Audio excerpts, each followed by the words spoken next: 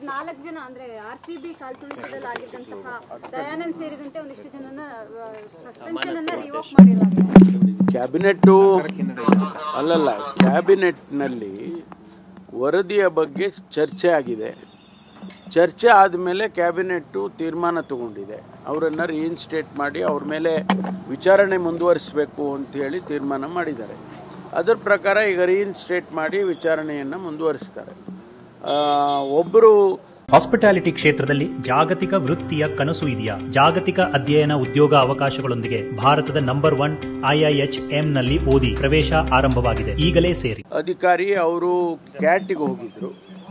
ಅವರು ಆ ಕ್ಯಾಟಿಗೆ ಹೋಗಿರೋ ಕಾರಣಕ್ಕಾಗಿ ಅವರಿಗೆ ಈ ಅವಕಾಶ ಸಿಕ್ಕಿಲ್ಲ. ಒಂದು ವೇಳೆ ಕ್ಯಾಟ್ನಲ್ಲಿ ತೀರ್ಮಾನ ಆದರೆ ಬೇರೆಯವ್ರ ರೀತಿಯಲ್ಲೇ ನೀವು ಇವ್ರನ್ನೂ ರೀಇನ್ಸ್ಟೇಟ್ ಮಾಡಿ ಅಂತ ಏನಾದರೂ ಡೈರೆಕ್ಷನ್ಸ್ ಕೊಟ್ಟರೆ ಅಥವಾ ಬೇರೆ ಏನು ಡೈರೆಕ್ಷನ್ ಕೊಡ್ತಾರೋ ಅದನ್ನು ನಾವು ಪರಿಗಣಿಸ್ತೇವೆ.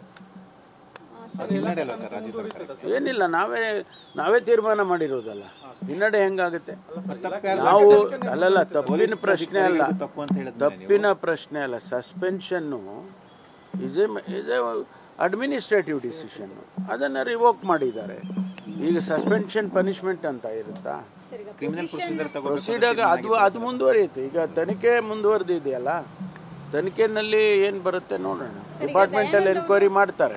ಆಯುಕ್ತರಾಗಿದ್ರು, ಸೊ ಹಾಗಾಗಿ ಪೊಸಿಷನ್ ಮೇಲೂ ಕೂಡ ಒಂದಿಷ್ಟು ಚರ್ಚೆ ಆಗ್ತಾ ಇದೆ.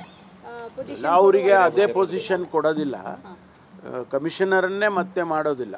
ಅವರಿಗೆ ಈಕ್ವಲ್ ಅವರ ಕಾಡರಿಗೆ ತಕ್ಕನಂಗೆ ಏನು ಪೋಸ್ಟ್ ಇರುತ್ತೆ ಅದನ್ನು ಕೊಡ್ತಾರೆ.